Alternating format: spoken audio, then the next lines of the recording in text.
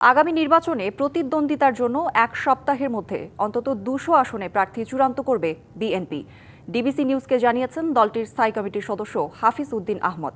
তবে দলের আরেক নেতা রুহুল কবির রিজভী বলেছেন, আগামী জাতীয় নির্বাচনে প্রতিযোগিতার জন্য কোনো প্রার্থীকেই সবুজ সংকেত দেয়নি বিএনপি। আগামী বছরের ফেব্রুয়ারির প্রথমার্ধে ত্রয়োদশ জাতীয় সংসদ নির্বাচন হবে এমন ঘোষণা আছেই। অনেকের বিরোধিতা বা আন্দোলনের হুমকিতে কিছুটা সংশয় থাকলেও নির্বাচন পেছানোর কোনো সুযোগ নেই বলেই দ্ব্যর্থহীন অন্তর্বর্তীকালীন সরকার। এমন বাস্তবতায় এবারের নির্বাচনের সবচেয়ে বড় অংশীজন বিএনপি অনেক আগে থেকেই প্রস্তুতি নিচ্ছে। তবে এরই মধ্যে নানা দিকে আলোচনা হচ্ছে, দলটি তাদের এবং সমমনা দলের নেতাদের সম্ভাব্য প্রার্থিতার গ্রিন সিগন্যাল দিয়েছে। তবে ডিবিসি নিউজের সঙ্গে একান্ত সাক্ষাৎকারে দলটির স্থায়ী কমিটির সদস্য হাফিজ উদ্দিন আহমেদ বলেছেন, আগামী এক সপ্তাহের মধ্যে অন্তত ২০০ প্রার্থীর নাম চূড়ান্ত করা হবে। আমাদের অ্যাক্টিং চেয়ারম্যান কয়েকটি জরিপ করেছেন, সেই জরিপের মাধ্যমে যোগ্যতম প্রার্থী নাম উপরে চলে এসেছে এবং তিনি জাতীয় স্থায়ী কমিটির সাথে আলাপ করে সে মনোনয়নকে চূড়ান্ত করছেন। উদ্যোগ নিয়েছি ২০০ অন্তত এক সপ্তাহের মধ্যে ২০০ আসনে যাতে আমরা প্রার্থী স্থির করতে পারি। অবশ্য গেল কিছুদিন ধরে প্রার্থী চূড়ান্ত হয়েছে বলে যে প্রচারণা রয়েছে সেটি উড়িয়ে দিয়েছেন দলের আরেক নেতা রিজভী আহমেদ। দলের নির্ধারিত যে প্রক্রিয়া যাচাই বাছাই করে যোগ্য ও সর্বোপরি বেছে নিয়ে তাদের নাম প্রকাশ করা হবে। কিছু পত্রপত্রিকা, গণমাধ্যম এবং সোশ্যাল মিডিয়ায় বিএনপির মনোনয়নের কথিত তালিকা নাম ধাম প্রকাশ করে দলের নেতাকর্মীদের মধ্যে বিভ্রান্তি, অসন্তোষ এবং বিশৃঙ্খলা উস্কে দেওয়ার ষড়যন্ত্র করছে। নয়াপল্টনে দলের কেন্দ্রীয় কার্যালয়ের সংবাদ সম্মেলনে তিনি বলেন, খবরগুলো মন গড়া। প্রকাশিত কোনো মন গড়া সংবাদে বিভ্রান্ত না হওয়ার জন্য সারা দেশের নেতাকর্মীদের প্রতি আহ্বান জানান। অন্যদিকে ঢাকার রিপোর্টার্স ইউনিটিতে অপর এক অনুষ্ঠানে দলের স্থায়ী কমিটির সদস্য সেলিমা রহমান বলেছেন, পিআর পদ্ধতির ধোঁয়া তুলে দেশে অস্থিতিশীলতা তৈরির পায়তারা চলছে। নির্বাচনের রোডম্যাপ ঘোষণা হওয়ার পরেও এখন চলছে নির্বাচন চূড়ান্ত করে নির্বাচন বন্ধ করা অথবা পিছাবার চেষ্টা। কারা এই চেষ্টা করছে সেটাও আজকে আমাদের খেয়াল রাখতে হবে। পতিত ফ্যাসিস্টদের চোরাকুত্তা হামলা মোকাবেলায় দলের নেতাকর্মীদের ঐক্যবদ্ধ থাকার আহ্বান জানিয়েছেন তিনি। Afrin Anwar, DBC news, Dhaka. New York সফরের প্রথম দিন কয়েকটি বৈঠকে অংশ নিয়েছেন প্রধান উপদেষ্টা ডক্টর মোহাম্মদ ইউনূস। এ সময় তিনি বলেন, ফেব্রুয়ারির প্রথমার্ধে অবাধ, সুষ্ঠু, শান্তিপূর্ণ নির্বাচন আয়োজনে ব্যাপক প্রস্তুতি নিচ্ছে সরকার। বিশ্বকে বদলাতে তরুণদের 3-0 ক্লাব গড়ে তোলার আহ্বান জানান ডক্টর ইউনূস। কাল জাতিসংঘ অধিবেশনের উদ্বোধনী অনুষ্ঠানে যোগ দেবেন তিনি। জাতিসংঘ সাধারণ পরিষদের ৮০তম অধিবেশনে যোগ দিতে প্রধান উপদেষ্টা ডক্টর মোহাম্মদ ইউনূস এখন নিউ ইয়র্কে। সোমবার জাতিসংঘ সদর দপ্তরে social business, youth and technology শীর্ষক এক বৈঠকে মূল প্রবন্ধ উপস্থাপন করেন ডক্টর ইউনূস। এ সময় তিনি বিশ্বকে বদলে দিতে দারিদ্র্য, বেকারত্ব ও শূন্য কার্বন নিঃসরণ মুক্ত বা 3-0 বিশ্ব গড়ে তুলতে তরুণদের প্রতি আহ্বান জানান। এদিন বাংলাদেশের অন্তর্বর্তী সরকার প্রধানের সাথে দেখা করেন যুক্তরাষ্ট্রের দক্ষিণ ও মধ্য এশিয়া বিষয়ক বিশেষ দূত ও ভারতের জন্য মনোনীত রাষ্ট্রদূত সার্জিও গোর। এ সময় প্রধান উপদেষ্টা বলেন, ফেব্রুয়ারিতে নির্বাচন হবে অবাধ, সুষ্ঠু ও নিরপেক্ষ। এছাড়া জাতিসংঘ সদর দপ্তরে এক অনুষ্ঠানের ফাঁকে প্রধান উপদেষ্টার সাথে সাক্ষাৎ করেন বেলজিয়ামের রানী ম্যাথিল্ড ও যুক্তরাজ্যের সাবেক প্রধানমন্ত্রী গর্ডন ব্রাউন। ২ মাস আগে নিউ ইয়র্কে বন্দুক হামলায় নিহত বাংলাদেশি বংশোদ্ভূত মার্কিন পুলিশ কর্মকর্তা দিদারুল ইসলামের পরিবারের সঙ্গেও সাক্ষাৎ করেন প্রধান উপদেষ্টা। দিদারুলের পরিবারের প্রতি সমবেদনা জানানোর পাশাপাশি এই পুলিশ কর্মকর্তার প্রতি সম্মাননা হিসেবে একটি ক্রেস্ট তুলে দেন তিনি। বুধবার জাতিসংঘ অধিবেশনের উদ্বোধনী অনুষ্ঠানে যোগ দেবেন প্রধান উপদেষ্টা। ভাষণ দেবেন ২৬শে September. Afrin Anwar, DBC news, Dhaka. জাতিসংঘ সাধারণ পরিষদের অধিবেশনে যোগ দিতে প্রধান উপদেষ্টা ডক্টর ইউনূসের সফর সঙ্গীদের স্বাগত জানানোর পাশাপাশি বিক্ষোভের ঘটনা ঘটেছে। বিএনপি নেতাদের শুভেচ্ছা জানিয়ে মিছিল হয়েছে। তবে এনসিপি নেতাদের প্রতি ক্ষোভ ঝেড়েছে আরেক পক্ষ। এমনকি দলটির সদস্য সচিব আখতার হোসেনের ওপর হামলার ঘটনা ঘটে। এমন ঘটনায় ক্ষুব্ধ এনসিপির বিভিন্ন স্তরের নেতারা। এ ঘটনায় হামলাকারীকে গ্রেপ্তার করা হয়েছে। জাতিসংঘ সাধারণ অধিবেশনে যোগ দিতে প্রধান উপদেষ্টা ডক্টর মোহাম্মদ ইউনূসের সফর সঙ্গী হিসেবে নিউ ইয়র্কে পৌঁছানোর পর জন এফ কেনেডি বিমানবন্দর থেকে বের হলে বিএনপি মহাসচিব মির্জা ফখরুল ইসলাম আলমগীর ও হুমায়ুন কবিরকে স্বাগত জানিয়ে মিছিল করেন স্থানীয় বিএনপি নেতাকর্মীরা। সঙ্গে ডক্টর ইউনূসের পক্ষেও স্লোগান দেন তারা। তবে কার্যক্রম নিষিদ্ধ আওয়ামী লীগের স্থানীয় নেতাকর্মীরাও পাল্টা মিছিল করতে শুরু করেন। তারা ডক্টর ইউনূস ও এনসিপি নেতাদের বিরুদ্ধে বিক্ষোভ দেখান। দুপক্ষের মুখোমুখি অবস্থানের ফলে এক পর্যায়ে সেখানে উত্তেজনাকর পরিস্থিতির সৃষ্টি হয়। একই সঙ্গে বিমানবন্দর থেকে বের হওয়া এনসিপির সদস্য সচিব আক্তার হোসেন ও আরেক নেতা তাসনিম জারার প্রতি ক্ষোভ প্রদর্শন ও হামলা চালানো হয়। আক্তারের উপর হামলার ঘটনাও ঘটে। তবে স্থানীয় প্রশাসন ও বিএনপি নেতারা তাদের সেখান থেকে বের হয়ে যেতে সহায়তা করেন। তবে পুলিশ আক্তারের ওপর হামলাকারী স্থানীয় যুবলীগ নেতা মিজানুর রহমানকে গ্রেপ্তার করেছে। এমন উত্তেজনাকর পরিস্থিতির সময় অবশ্য সফরসঙ্গী জামায়াতের দুই নেতা তাদের সঙ্গে বিমানবন্দর থেকে বের হননি। এদিকে দুই নেতার ওপর হামলার ঘটনায় নিন্দা জানিয়েছেন এনসিপির বিভিন্ন স্তরের নেতারা। কেন্দ্রীয় নেতা সামান্তা শারমিন ক্ষোভ প্রকাশ করে ফেসবুক পোস্টে লিখেছেন, সফরসঙ্গীদের নিরাপত্তা দিতে ব্যর্থতার দায় ডক্টর ইউনূসকে নিতে হবে। DBC news desk. জাতীয় নির্বাচন সামনে রেখে ইউএনডিপির মাধ্যমে 40,000 বডি ক্যামেরা আনার জন্য অর্থ ছাড় দিয়েছে ক্রয় সংক্রান্ত উপদেষ্টা কমিটি। দুপুরে সচিবালয়ে অর্থনৈতিক বিষয় সংক্রান্ত উপদেষ্টা পরিষদ কমিটি এবং সরকারি ক্রয় সংক্রান্ত উপদেষ্টা পরিষদ কমিটির বৈঠক শেষে এ তথ্য জানান অর্থ উপদেষ্টা ডক্টর সালেউদ্দিন আহমেদ। তিনি বলেন, জাতীয় নির্বাচনের জন্য নির্বাচন কমিশনের প্রয়োজনীয় সবকিছুরই বাজেট দেবে সরকার। বৈঠকে শাহ আমানত বিমানবন্দর গ্রেড 1-এ উন্নীত করার জন্য অনুমোদন দেওয়া হয়েছে। পাশাপাশি হযরত শাহজালাল আন্তর্জাতিক বিমানবন্দরের কন্ট্রোলিং ব্যবস্থার আধুনিকায়নের প্রস্তাবও পাশ হয়।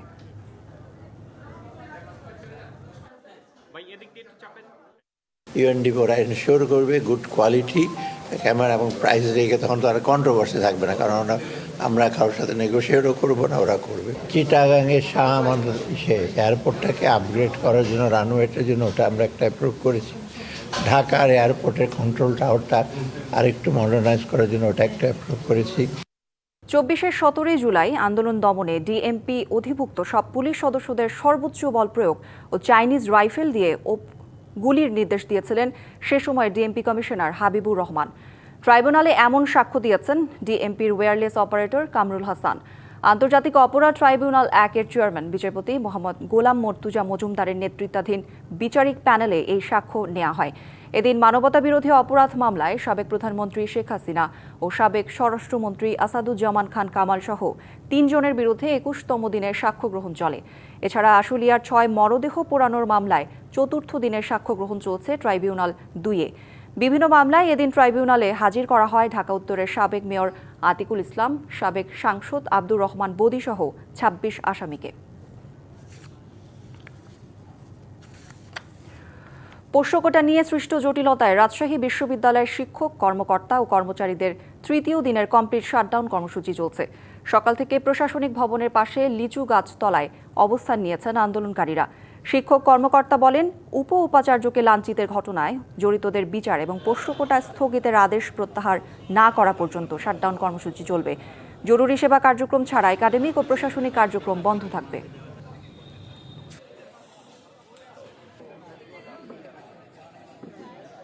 চিহ্নিত সন্ত্রাসী শিক্ষার্থীর স্থায়ী বহিষ্কার নেওয়া হবে, তাকে আইনানুগত ব্যবস্থা নেওয়া হবে এবং সেই শিক্ষার্থীরা যদি এই আসন্ন যে রাষ্ট্র নির্বাচন, সেই নির্বাচনে তারা যদি প্রার্থী হয়ে থাকে তাদের অযোগ্য ঘোষণা করতে হবে। রাজশাহী বিশ্ববিদ্যালয়ের ইতিহাসে সর্বোচ্চ ন্যাক্কারজনক ঘটনা ঘটেছে। দোষীদের বিচার না হওয়া পর্যন্ত, দৃশ্যমান বিচার না হওয়া পর্যন্ত আমাদের এই কর্মসূচি চলমান থাকবে। ডাকসু নির্বাচনের নানা অসঙ্গতি নিয়ে তদন্তে ঢাকা বিশ্ববিদ্যালয় প্রশাসন ও নির্বাচন কমিশন গড়িমসি করছে, এমন অভিযোগ করেছেন ছাত্রদল প্যানেলের পরাজিত ভিপি প্রার্থী আবিদুল ইসলাম খান। দুপুরে উপাচার্যের সঙ্গে দেখা করে তদন্তের সবশেষ তথ্য জানতে চান তিনি। এ সময় তার সাথে ছিলেন স্বতন্ত্র শিক্ষার্থী ঐক্য প্যানেলের পরাজিত ভিপি প্রার্থী উমামা ফাতেমা ও বৈষম্য বিরোধী শিক্ষার্থী সংসদ প্যানেলের আব্দুল কাদের। পরে আবিদ গণমাধ্যমের কাছে বলেন, নির্বাচন কমিশনের কাছে লিখিত অভিযোগ করা হয়েছে। গাউসুল আজম সুপার মার্কেটের নিচতলায় যে ব্যালট পাওয়া গেছে সেটিও কমিশন আমলে নিচ্ছে না। বলেন, এই ব্যালট পেপারকে ছাপিয়েছে তা তদন্ত করে সবাইকে জানানো প্রশাসনের দায়িত্ব। ঢাকা বিশ্ববিদ্যালয়ের কিছু স্পেসিফিক সমস্যা, প্রথমত হচ্ছে ব্যালট পেপার যে হচ্ছে কাউন্সিল আজম মার্কেটে পাওয়া গেছে, এইটার কোনো উত্তর আসলে আমাদেরকে ঢাকা বিশ্ববিদ্যালয় প্রশাসন এখনো পর্যন্ত দিতে পারেনি। আমরা এই নির্বাচন পরবর্তী সময়ে অনেক অসঙ্গতি আসলেও আমরা ইনস্ট্যান্ট কোনো আন্দোলন সংগ্রামে যাইনি। যে অভিযোগগুলো এসেছিল সেই অভিযোগগুলো ভিসি মহোদয় এবং নির্বাচন কমিশনের কাছে আমরা লিখিত আকারে দিয়েছি। চাঁপাইনবাবগঞ্জ, রাজশাহী ও নাটোর থেকে ঢাকা, চট্টগ্রাম ও কক্সবাজার রুটে চলছে দ্বিতীয় দিনের বাস ধর্মঘট। ন্যায্য বেতনের দাবিতে অনির্দিষ্টকালের জন্য এই কর্মসূচির ঘোষণা দিয়েছেন শ্রমিকরা। তবে একতা পরিবহনের বাস স্বাভাবিকভাবে চলছে। বাস চালক ও শ্রমিকরা জানান, গত 15 বছর ধরে তাদের বেতন বাড়ানো হয়নি। দফায় দফায় বাস মালিকদের সঙ্গে বসেও সমস্যার সমাধান হয়নি। আন্তনগর বাস বন্ধ থাকলেও অভ্যন্তরীণ রুটে লোকাল বাস চলছে। পরবর্তী ঘোষণা না দেয়া পর্যন্ত এই রুটে বাস চলবে না জানিয়েছেন আন্দোলনকারীরা। এর আগে একই দাবিতে একদিনের জন্য রাজশাহী ঢাকা রুটের বাস চলাচল বন্ধ ছিল।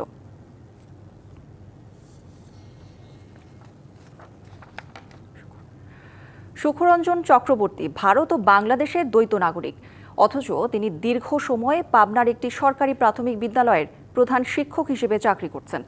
এছাড়াও তার বিরুদ্ধে জালিয়াতি করে শ্বশুরের নামে লিজ নেয়া সরকারি সম্পত্তি দখল চেষ্টার অভিযোগ উঠেছে। প্রতিকার চেয়ে বিভিন্ন দপ্তরে লিখিত অভিযোগ দিয়েছেন তার শ্যালক। শিক্ষা অফিস থেকেও চলছে তদন্ত। পাবনা সদর উপজেলার বালিয়াহালট আমজাদ হোসেন সরকারি প্রাথমিক বিদ্যালয়ের প্রধান শিক্ষক সুখরঞ্জন চক্রবর্তী। ভারতের জাতীয় পরিচয়পত্র আধার কার্ড হিসেবে তিনি ভারতের পশ্চিমবঙ্গের উত্তর 24 পরগনা জেলার দক্ষিণ ব্যারাকপুর শহরের দমদমের সূর্য সেন পল্লী 467 এলাকার বাসিন্দা। তবে পাবনা শহরের 2 নম্বর ওয়ার্ড পার্বতীগঞ্জ এলাকার বাসিন্দাও তিনি। সুখরঞ্জন চক্রবর্তীর ভারতীয় জাতীয় পরিচয়পত্র অনুযায়ী তার জন্ম তারিখ 1 সেপ্টেম্বর 1969। আবার বাংলাদেশের জাতীয় পরিচয়পত্র অনুযায়ীও তার জন্ম তারিখ একই। অভিযোগ উঠেছে, সুখরঞ্জন চক্রবর্তী বাংলাদেশ সরকারের চাকরিবিধি উপেক্ষা করে প্রধান শিক্ষক হিসেবে চাকরি করছেন। তার স্ত্রী ও বড় ছেলে ভারতেই থাকেন। ছোট ছেলে বাক প্রতিবন্ধী হওয়ায় ভাতা পান, এজন্য তাকে নিয়ে পাবনাতে থাকেন। মাঝে মধ্যে ছুটি নিয়ে ভারতে যান তিনি। তারা দুজনেই ইন্ডিয়ান নাগরিক। আমি ডিসি অফিসে বারবার কমপ্লেন করেছি, তিনি ইন্ডিয়ান নাগরিক হওয়া সত্ত্বেও বাংলাদেশে কিভাবে সরকারি চাকরি করে, এটা আমার বোধগম্য না। শিয়া বাটার ও ভিটামিনে সমৃদ্ধ লিলি বিউটি সোপ, তারুণ্যময় উজ্জ্বল ত্বকের জন্য। রিমার্ক। বিদ্যালয়ের সহকর্মীরা জানান, তাকে ভালো মানুষ হিসেবে চেনেন তারা, কিন্তু দ্বৈত নাগরিক হয়ে চাকরি করার বিষয়টি ছিল অজানা। চিকিৎসা করার জন্য 2019 সালে ইন্ডিয়াতে নিয়ে গিয়েছিল, কিন্তু সে যে দ্বৈত নাগরিক সে কখনো বলেও নাই, বা আমরা ওইভাবে তো খুব যে ইন্ডিয়া যায় তাও আমরা দেখি নাই। তো স্যার এমনি ইন্ডিয়া হয়তো যায় কিনা তাও জানি না, আমাদের সাথে কোনো যোগাযোগ নেই, আমরা এর ব্যাপারে জানি না। তিনি ভারতের নন, বাংলাদেশের নাগরিক দাবি করে সুখরঞ্জন বলেন, শ্বশুরের বাড়ি নিয়ে শ্যালকের সাথে ঝামেলার কারণে এই মিথ্যা অভিযোগ করা হচ্ছে। এটা সম্পূর্ণই একটা বানোয়াটি, এবং যে সালে সেই দেখাচ্ছে, যেমন 12 সালে একটা প্যান কার্ডেরই দেখাচ্ছে, 12 সালে আমার কোনো পাসপোর্টও ছিল না এবং আমি ও দেশে যাইও না, এবং যে সিগনেচারটা দেখাচ্ছে সেটাও এটা। এখন ভোটার কার্ড কত সালে দেখাচ্ছে সেটাও আমি জানি না। এদিকে অভিযোগ পাওয়ার পর তদন্তে নেমেছে পাবনা জেলা প্রাথমিক শিক্ষা অফিস।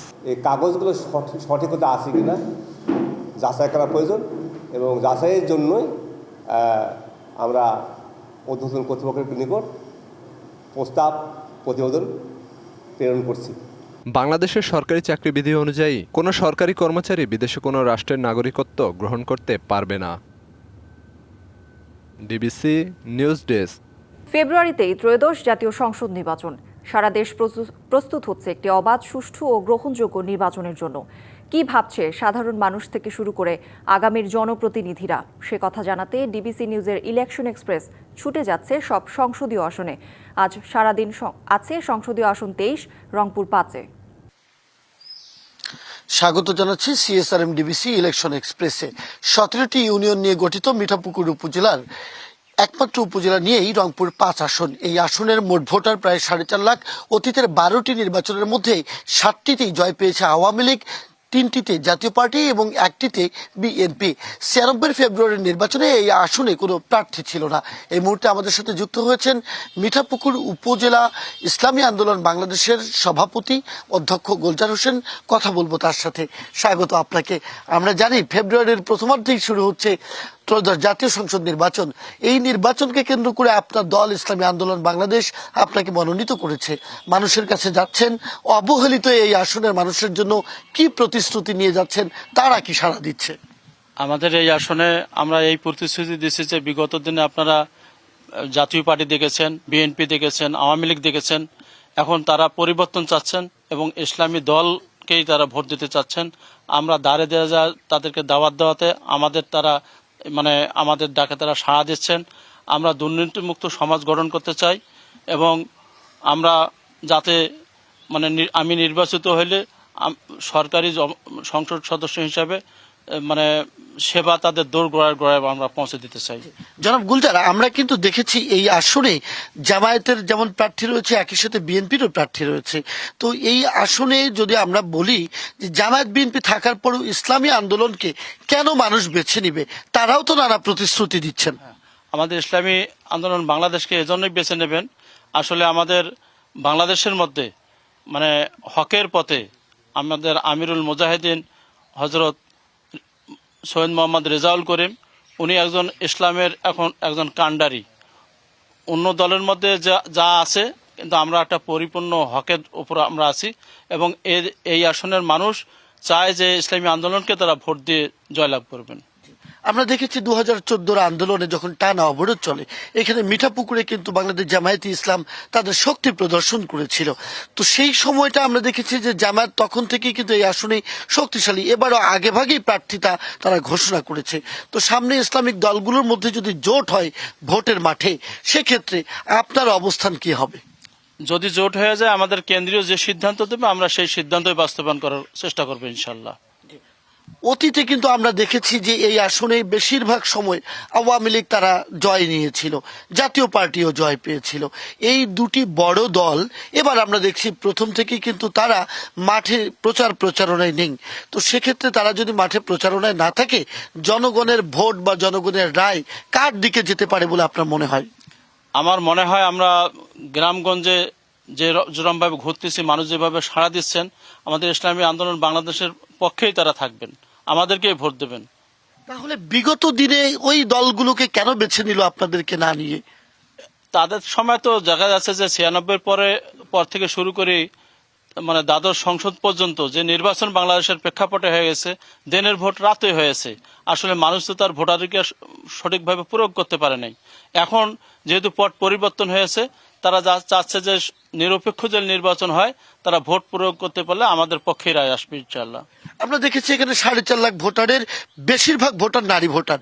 এই নারীদের সাথে ইসলামিক আন্দোলন বাংলাদেশের সম্পৃক্ততা দেখি না এবং তারা আপনাদের কর্মসূচিগুলোতে আসে না।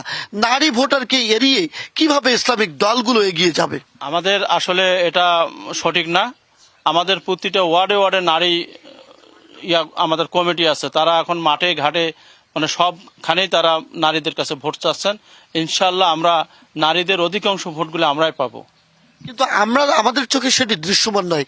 ইসলাম নারীদের স্বাধীনতার সাথে অবাধ স্বাধীনতা দিয়েছে, কিন্তু আপনার দল নারীদের পদ্মার নামে প্যাকেট বন্দি করবার চেষ্টা করে, ফলে নারীদের স্বাধীনতা নিয়ে কথা রয়েছে। আপনার ব্যাখ্যা কি? না, এইটা আসলে ঠিক না। সবচেয়ে আমাদের দলের যারা নারী সদস্য আছেন, যারা কাজ করতেছেন মাঠে মাঠে, তারাই সবচেয়ে কোরআন এবং সুন্নাত তারাই সবচেয়ে বেশি অধিকার ভোগ করেন এবং করবেন। অনেক ধন্যবাদ আমাদেরকে আজকে সময় দেওয়ার জন্য। CSRM ডিবিসি ইলেকশন এক্সপ্রেস এরপর বেলা 5টায় যুক্ত হবে মিঠাপুকুর উপজেলা বিএনপির সাথে, জানবে এই আসনে বিএনপির নির্বাচন কেন্দ্রিক প্রতিশ্রুতির কথা, একই সাথে তুলে আনবে ভোট কেন্দ্রিক ভোটারদের ভাবনাও। থাকুন CSRM ডিবিসি ইলেকশন এক্সপ্রেসের সাথে। টাকা দিলেই মিলবে যে কোনো বাহিনীতে চাকরি, দিতে হবে 5 থেকে 12 লাখ টাকা। এমন এক চক্রের হোতাসহ 4 সদস্যকে হাতে নাতে গ্রেপ্তারের পর এমন তথ্য দিয়েছে র্যাব। সেনাবাহিনীতে চাকরি দেওয়ার কথা বলে এক ভুক্তভোগীকে চট্টগ্রামে একটি হোটেলে নিয়ে যাওয়ার পর র্যাবের জালে ধরা পড়ে তারা।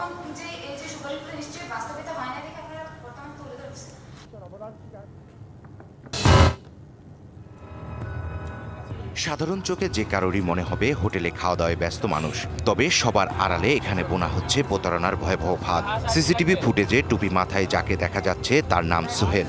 নিজেকে পরিচয় দেন সেনাবাহিনীর মেজর হিসেবে।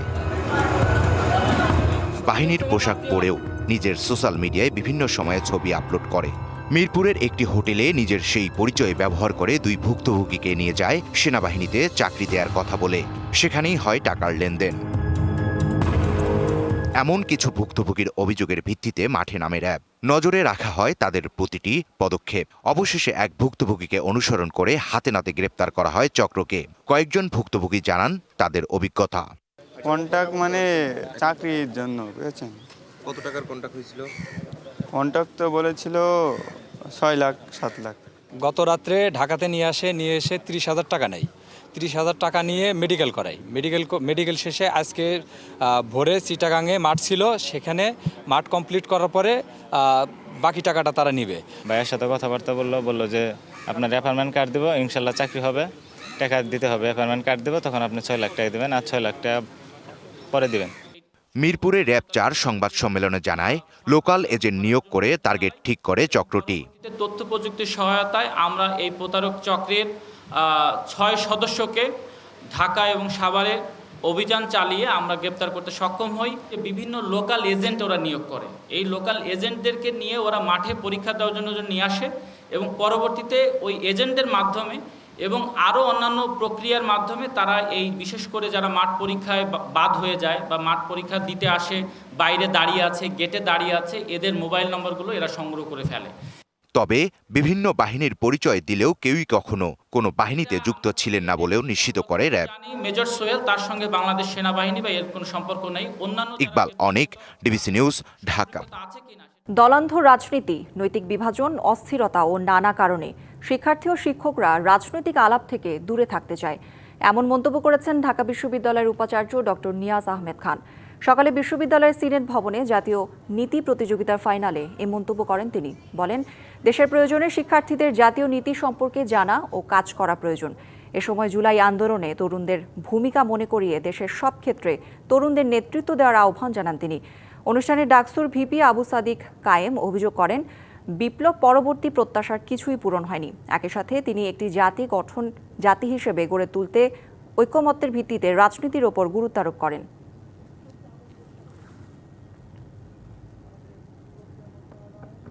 নরসিংদীতে বাড়ছে ডেঙ্গু রোগী, বেশি আক্রান্ত হচ্ছেন শহরের বাসিন্দারা। চাপ বাড়ছে হাসপাতালগুলোতে। স্থানীয়দের অভিযোগ, মশক নিধনে কার্যকর ব্যবস্থা না নেওয়াই এর কারণ, যদিও নিয়মিত কার্যক্রম চালানোর দাবি পৌর কর্তৃপক্ষের। বর্ষা মৌসুম শেষে ডেঙ্গুর প্রকোপ কমার কথা থাকলেও এবারের চিত্র ভিন্ন, বাড়ছে রোগীর সংখ্যা। চলতি বছরের 15ই সেপ্টেম্বর পর্যন্ত নরসিংদীর 100 শয্যার জেলা হাসপাতাল ও সদর হাসপাতালে ভর্তি হয়ে চিকিৎসা নিয়েছেন 449 জন। বহির্বিভাগে সেবা নেন আরও 1000 রোগী। সকালে মাস্টার্স মারি গাল দু পাঠিয়ে এর থেকে এখন থেকে কেমন কেমন করছে এখানে অবশ্যই ভালো, সরকারি হসপিটালে চিকিৎসা অবশ্যই ভালো, প্রাইভেট থেকে ভালো। আমি যেটা মনে করি। স্থানীয়দের অভিযোগ, মশক নিধনে কয়েক মাস ধরে পৌর কর্তৃপক্ষের কার্যকর কোনো ভূমিকা দেখেননি তারা। পরিষ্কার পরিচ্ছন্নতা নিয়ে নেই তেমন উদ্যোগ। ডেঙ্গুর আপনার যে ওষুধ দেওয়ার কথা এই ওষুধ দেয় নেই, না দেওয়ার কারণে ডেঙ্গুর অতিরিক্ত বাড়ছে। মশার ওষুধ আমি 1 বছরের ভিতরে দেখছি না। আমার একবারে আমি মশার ওষুধ 1 বছরের ভিতরে দেই না।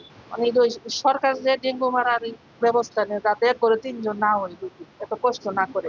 সিভিল সার্জন বলছেন, বর্ষার পর বৃষ্টি অব্যাহত থাকায় পানি জমে থাকছে বিভিন্ন জায়গায়, আর সেখান থেকেই জন্ম নিচ্ছে এডিস মশা। ডেঙ্গুতে আক্রান্তদের বেশিরভাগই শহরের বাসিন্দা। আপনারা জানেন যে গ্রামগঞ্জে ডেঙ্গুটার প্রভাব একটু কম, শহরের মানুষেরই বেশি হচ্ছে। একদম হিসাব করলে দেখা যায় যে শহরের কোনো একটা এলাকাতে বেশি হচ্ছে। ওইসব জায়গাতে যদি আমরা ফগার মেশিন দিয়ে বেশি মশক নিধন করি, তাহলে আমরা এটা কমাইতে পারি। যদিও মশক নিধনে নিয়মিত কার্যক্রম চালানোর দাবি পৌর কর্তৃপক্ষের। ডেঙ্গু মশা নিধন একটি সমন্বিত প্রক্রিয়া, শুধুমাত্র পৌরসভার পক্ষে এটি নিধন করা সম্ভব না। পৌরবাসী এবং পৌরসভা সংলগ্ন যে অধিবাসী রয়েছে তাদেরকে অনুরোধ করছি, আপনার বসত বাড়িতে যে ডেঙ্গুর মশা জন্মানোর যে স্থানগুলো রয়েছে সেগুলো ধ্বংস করুন। নরসিংদীর ডেঙ্গু পরিস্থিতি ভয়াবহ হয়ে ওঠার আগেই আরও কার্যকর ব্যবস্থার দাবি স্থানীয়দের। DBC news desk. বন্যার কবলে এশিয়া, ইউরোপের অনেক দেশ, বিপর্যস্ত জনজীবন। সোমবার রাতভর বৃষ্টিতে ডুবেছে ভারতের পশ্চিমবঙ্গের অনেক এলাকা, প্রাণ গেছে অন্তত 7 জনের। এদিকে ফিলিপিন্সের তাণ্ডবের পর আরও শক্তিশালী হয়ে চীন সাগরের দিকে অগ্রসর হচ্ছে টাইফুন রাগাসা। ভারী বৃষ্টিতে বন্যা দেখা দিয়েছে ভারতের পশ্চিমবঙ্গ রাজ্যে। রাতভর ভারী বৃষ্টিতে কলকাতার বেনিয়াপুকুর, কালিকাপুর, নেতাজি নগর, গড়িয়াহাট ও ইকবালপুরে প্রাণহানির ঘটনা ঘটেছে। জলাবদ্ধতায় বিঘ্নিত রেল ও মেট্রো সেবা। বন্ধ রাখা হয়েছে বেশ কিছু শিক্ষা প্রতিষ্ঠান। পাকিস্তান ও নেপালে টানা বৃষ্টিতে নদ নদীর পানি বিপদসীমার ওপর দিয়ে বইছে। পানিবন্দী লাখো মানুষ। বন্যার কবলে ইতালি। সবচেয়ে খারাপ পরিস্থিতি কোমো প্রদেশে। সেভোসো নদীর পানি বিপদসীমার ওপর দিয়ে বইছে। প্লাবিত হয়েছে নিম্নাঞ্চল। ঝুঁকিতে থাকা বাসিন্দাদের সরিয়ে নেওয়া হয়েছে নিরাপদ স্থানে। বন্যায় বিপর্যস্ত ইউরোপের আরেক দেশ ফ্রান্স। দক্ষিণাঞ্চলে ভারী বৃষ্টিতে পানির নিচে বিভিন্ন স্থাপনা। বেশ কিছু এলাকায় বিঘ্নিত বিদ্যুৎ সরবরাহ। স্পেনেও ভারী বৃষ্টিতে দেখা দিয়েছে বন্যা। বার্সেলোনা শহরে বজ্রপাতে ও কাতালোনিয়ায় বন্যায় প্রাণহানির ঘটনা ঘটেছে। নিখোঁজ রয়েছেন বেশ কয়েকজন। জার্মানিতে ভারী বৃষ্টির পর ভেঙে পড়েছে সড়ক ও রেল যোগাযোগ ব্যবস্থা। যুক্তরাষ্ট্রেও কয়েকটি অঙ্গরাজ্যে জরুরি অবস্থা জারি করা হয়েছে। এদিকে ফিলিপিন্সে তাণ্ডব চালানোর পর ক্রমেই শক্তিশালী হচ্ছে টাইফুন রাগাসা। 220 কিলোমিটার বেগে এগুচ্ছে দক্ষিণ চীন সাগরের দিকে। পরিস্থিতি মোকাবেলায় চীন ও হংকংয়ে নেওয়া হয়েছে ব্যাপক সতর্কতা। সাময়িকভাবে বন্ধ রাখা হয়েছে শিক্ষা প্রতিষ্ঠান, বাতিল করা হয়েছে বেশ কয়েকটি ফ্লাইট। মৌসুমী শান্তা, ডিবিসি নিউজ ডেস্ক। দর্শক, নাহিদ ইসলাম কথা বলছেন, আমরা সরাসরি যাচ্ছি সেখানে। আওয়ামীরা হামলা করে এবং ভর্ৎসনা করে। আমরা সার্বিক বিষয় পর্যালোচনা করে বলতে চাই যে এই যে ক্রমাগত হামলা, ষড়যন্ত্র এবং অপতৎপরতা চলমান রয়েছে, সরকারের পক্ষ থেকে উপযুক্ত কোনো ব্যবস্থা আসলে নেওয়া হয়নি। যখন উপদেষ্টা মাহফুজ আলমের উপর আক্রমণ হয়েছিল, তখনও আমরা বলেছিলাম যে গণ অভ্যুত্থানের নেতৃবৃন্দদেরকে টার্গেট করা হচ্ছে এবং এই ঘটনাগুলোর সাথে প্রশাসনের বিভিন্ন কর্মকর্তা জড়িত। ভিতর থেকে এই ইনফরমেশনগুলো লিক করা হয় এবং সরকার এবং পররাষ্ট্র মন্ত্রণালয় থেকে নিরাপত্তা প্রদানের যেই ধরনের ব্যবস্থা নেওয়া হয়েছিল, সেই ব্যবস্থাগুলো যথাযথ ছিল না বলেই গতকালের ঘটনা ঘটতে পেরেছিল। ফলে আমরা এর নিন্দা এবং প্রতিবাদ জানাচ্ছি এবং সরকার এবং পররাষ্ট্র উপদেষ্টার কাছে জবাবদিহিতা চাইছি যে সরকার তার সফর সঙ্গী হিসেবে, ডক্টর ইউনূস তার সফর সঙ্গী হিসেবে রাজনৈতিক নেতৃবৃন্দদের নিয়ে গেলেন। সেখানে আমাদের যাওয়ার কথা ছিল না। প্রধান উপদেষ্টা ডক্টর মোহাম্মদ ইউনূসের আহ্বানেই আমরা রাজি হয়েছিলাম। সেখানে তাদের সম্পূর্ণ নিরাপত্তা এবং সম্মান নিশ্চিত করার দায়িত্ব ছিল সরকার এবং প্রশাসনের। সেটি করতে তারা ব্যর্থ হয়েছে। দ্বিতীয়ত, এটি কোনো বিচ্ছিন্ন ঘটনা নয়। ফ্যাসিস্ট আওয়ামী লীগ যে নানা তৎপরতা দেশে এবং বিদেশে করতেছে, দেশকে অস্থিতিশীল করা, গণ অভ্যুত্থানের নেতৃবৃন্দ, শহীদ পরিবার এবং আহতদের লক্ষ্য করে তাদের আক্রমণ করা, সাইবার জগতে তাদের নিয়ে নানাভাবে নেতিবাচক এবং প্রোপাগান্ডা ছড়ানো, এই সকল কিছু যে চলমান রয়েছে তারই ধারাবাহিকতা হিসেবে গতকালকের ঘটনাকে দেখতে হবে। ফলে সরকারের পক্ষ থেকেও যে বিচার নিশ্চিত করার বিষয়টা আমরা বারবার বলে আসছি, সেই জায়গায় দুর্বলতা আছে দেখেই আওয়ামী লীগ এত তৎপরতা করার সুযোগ পাচ্ছে। কারণ আমরা দেখেছি ট্রাইব্যুনালের বাইরে যে সাধারণ কোর্টে মামলাগুলো হয়েছে, সেখানে জামিন দিয়ে দেওয়া হচ্ছে এবং অনেক আসামিরা জামিন পেয়ে পরবর্তীতে পালিয়ে যাচ্ছে। অনেক এলাকায় আওয়ামী লীগের লোকেরা ছাড়া পেয়ে প্রকাশ্যে চলাফেরা করছে এবং শহীদ পরিবারদেরকে হুমকি দিচ্ছে। বৈষম্য বিরোধী ছাত্র আন্দোলন এবং জুলাইয়ে যারা আহত হয়েছিল তাদেরকে হুমকি দিচ্ছে। অনেক জায়গায় হামলার ঘটনা আমরা দেখেছি। ফলে এগুলো ছোট এবং বড় পর্যায়ে নানা ধরনের ঘটনা কিন্তু দেশে ঘটতেছে এবং দেশের বাইরেও আমরা দেখতে পাচ্ছি। ফলে এই জায়গায় সার্বিকভাবে এটা সরকারেরই দায়িত্ব এই পরিস্থিতি থেকে উত্তরণ করা এবং সেটার জন্য সরকারের যে সর্বস্তরে ফ্যাসিবাদের দোসররা এখনো রয়ে গেছে তাদেরকে অপসারণ করতে হবে, চিহ্নিত করতে হবে এবং শাস্তির আওতায় আনতে হবে। এবং যে বিচারের কথা বলতেছি সেই বিচার দ্রুততার সাথে নিশ্চিত করতে হবে। আমরা গতকালকের ঘটনার প্রেক্ষিতে আমাদের আজকে বিকালে 4টার সময় শাহবাগে জাতীয় নাগরিক পার্টির ঢাকা মহানগর উত্তর এবং দক্ষিণের উদ্যোগে বিক্ষোভ মিছিল অনুষ্ঠিত হবে এবং বাংলাদেশের সকল জেলা এবং মহানগরে গতকালকের হামলার প্রতিবাদে বিক্ষোভ মিছিল অনুষ্ঠিত হবে। এছাড়া আমরা সুস্পষ্ট কিছু দাবি সরকারের কাছে রাখতে চাচ্ছি। গতকালকের ঘটনায় সকল হামলাকারীদের চিহ্নিত করা এবং অবিলম্বে গ্রেফতার করা। নিউ ইয়র্কের কনসুলেট জেনারেলকে অবিলম্বে পদত্যাগ করতে হবে এবং ঘটনার সম্পূর্ণ তদন্ত করে নিরাপত্তা প্রদানে ব্যর্থ কর্মকর্তাদের শাস্তিমূলক ব্যবস্থা নিতে হবে। দ্বিতীয়ত, ফ্যাসিবাদের জমানায় নিয়োগকৃত আওয়ামী দোসরদের ফরেন মিনিস্ট্রি থেকে অপসারণ করতে হবে। উপদেষ্টা মাহফুজ আলমের উপর হামলাকারী হিসেবে যে 5 জনকে গ্রেফতার করা হয়েছে তাদের তালিকা প্রকাশ করতে হবে।